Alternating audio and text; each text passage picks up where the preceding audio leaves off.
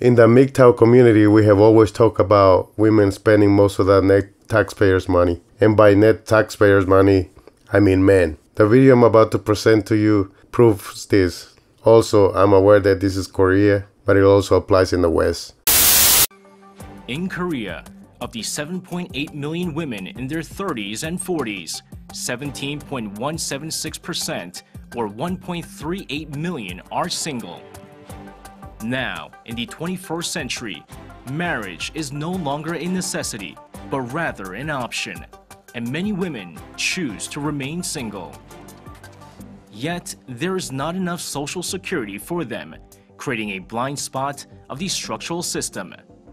Let's learn more about the issue and what needs to be done to improve the current conditions.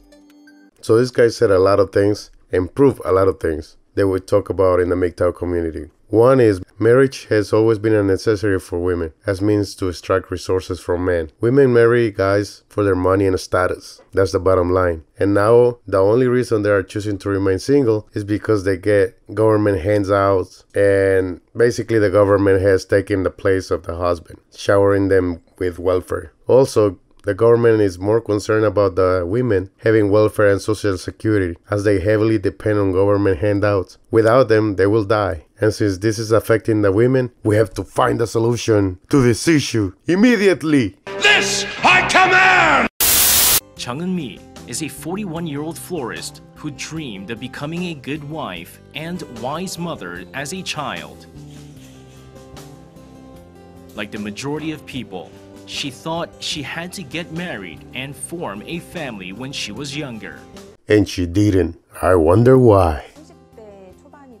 I gained a genuine passion and desire for my career in my early 30s. Therefore, I naturally focused more on my work than romantic relationships, and time passed very quickly.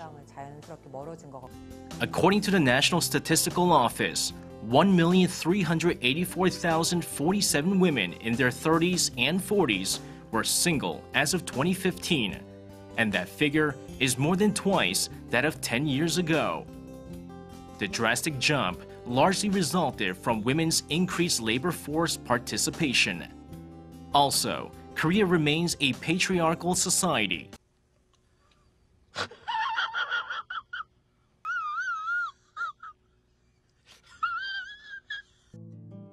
Currently, 40% of female workers have irregular jobs and earn about $1,500 per month on average. Indeed, the low income has a negative influence on housing stability. The majority of single women live alone and the residential environments vary depending on economic status. Naturally, there are concerns about women being targets of sexual assault and other crimes, especially for those living in poorer areas, as it is clear that the number of violent crimes against women has been increasing recently. Have you guys noticed that every time women want something, and by women I mean the feminists, all the crime against women increases, especially sexual assaults. And all it is them making up a victimhood narrative so it can get more welfare from the government. As a cat owner, Kim formed a gathering of fellow single women with animal companions. The best thing about this gathering is that they have good neighbors to rely on in times of emergency, who also have the same interests and concerns. There are certain hardships we experience because we chose to remain unmarried. We share those things, relate to one another, and get healed along the way.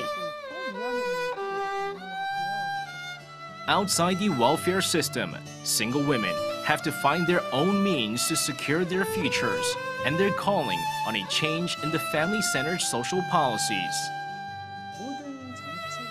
Because the tax system, welfare policies, and even the medical insurance system are designed for families, they alienate unmarried women and single-person households.